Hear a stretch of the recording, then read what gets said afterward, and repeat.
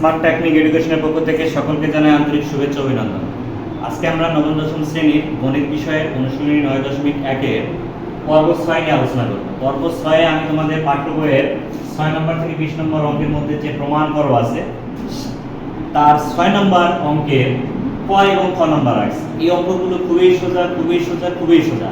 তোমরা একটু দেখলেই তোমরা পারবে, অঙ্কগুলো এত ইজি। দেখো প্রমাণ করতে বলছে 1/sec square a plus 1/cosec square a equal 1। তাহলে আমরা সমাধান করি। সমাধান ক নম্বরটা আমরা সমাধান করি। দেখো আমরা প্রথমে বাম পক্ষটা লিখে নিই। বাম পক্ষ 1/sec square a plus 1/cosec square a। 1/sec square a সমান কি? আমরা জানি 1/sec স্কয়ার সমান হচ্ছে cos স্কয়ার। 1/sec স্কয়ার সমান আমরা জানি cos, মানে 1/sec সমান cos, যেহেতু স্কয়ার আছে তাহলে cos এর উপরে স্কয়ার প্লাস 1/cosec স্কয়ার সমান কি? 1/cosec সমান আমরা জানি sin। তাহলে যেহেতু cosec এর উপর স্কয়ার আছে তাহলে sin এর উপর স্কয়ার দেব।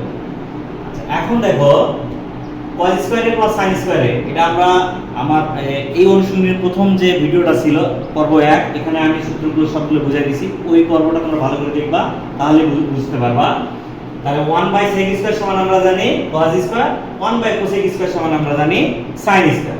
তাহলে আমরা জানি আবার sin square plus cos square সমান 1। তাহলে cos square plus sin square সমান cos square plus sin square সমান 1 হতে পারে, অথবা sin স্কয়ার সামনে দিয়েও sin square plus cos square সমানও 1 হতে পারে। তাহলে আমরা cos square plus sin square সমান 1 লিখতে পারি। দেখো আমাদের ডান পক্ষে মিলে গেছে। তাহলে আমরা লিখতে পারি অতএব বাম পক্ষ সমান ডান পক্ষ প্রমাণিত। খুব ইজি অঙ্কটা। দেখো 1/sec এর পরিবর্তে লিখব আমরা cos, 1/cosec এর পরিবর্তে লিখব sin। তাহলে cos square plus sin square সমান 1। এবার চলো আমরা খ নম্বর অঙ্কটা করি। বাম পক্ষ তাকে সমাধানটা লিখে নেই। সমাধান বাম পক্ষ ক এবং খ একই অঙ্ক। বাম পক্ষ দেখো 1/cos square a minus 1/cot square a।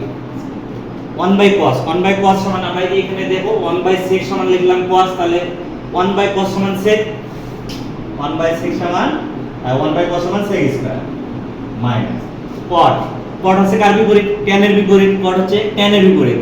তাহলে এখানে যেহেতু 1/cot আছে, 1/cot ইকুয়াল আমরা জানি tan, অথবা tan ইকুয়াল জানি আমরা 1/cot। তাহলে 1/cot এর পরিবর্তে আমরা এখানে লিখব tan স্কয়ার a।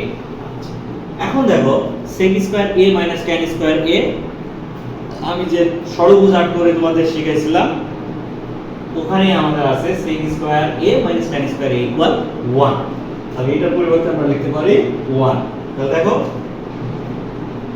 1-2 লাইনে আমাদের এই দুটো অঙ্ক কমপ্লিট হয়ে গেছে। তাহলে 1/cos এর পরিবর্তে আমরা লিখব sec স্কয়ার, 1/cot এর পরিবর্তে লিখব tan স্কয়ার। আমরা জানি sec square a minus tan square equal 1। তাহলে এটা কিসের মান বের হলো? ডান পক্ষ।